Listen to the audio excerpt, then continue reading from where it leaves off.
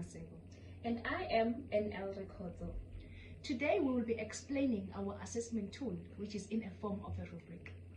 So, we have decided to assess our learners using this assessment tool of a rubric, where we would like to ensure that our learners gain collaborative skills, they work in groups, and also gain interest in the life sciences subject.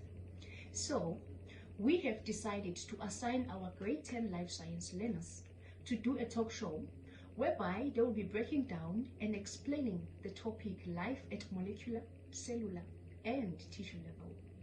And this assessment will only be out of 30 marks.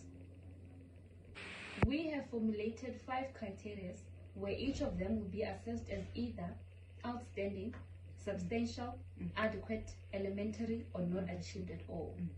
So, the first criteria will be introduction and understanding of the topic.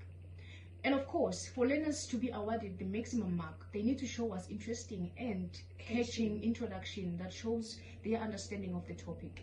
No learner would have achieved if they give us an introduction that is irrelevant to the topic. Yes. Our second criteria is content and planning. This is where we expect excellent and coherent ideas from our students to show that there was proper planning of their presentations and there was no errors at all. So, should we get irrelevant ideas and a lot of errors that will impede the flow of the presentation, learners will lose marks in that way, because it will indicate that there was no proper planning at all. Our third criteria is costumes and props, which requires very creative and eye-catching use of props. And no use of props or costumes will indicate that learners were not creative at all. Our fourth criteria is time management and group work. Our students are required to use the full given time to complete all requirements, and this is to show full participation of all the members in the group. And no mark will be rewarded if they are disorganized and unable to stick to the time frames. Our last criteria will be the use of presentational skills and science language.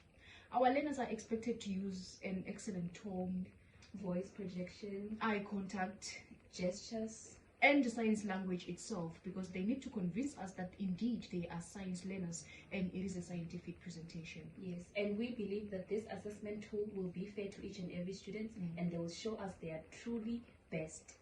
Thank you. Thank you. We hope and believe that the rubric will assist in clarifying our expectations and will show our students what expected from them. And also, the feedback that learners are going to receive are going to help them in improving their performance going forward. Thank you.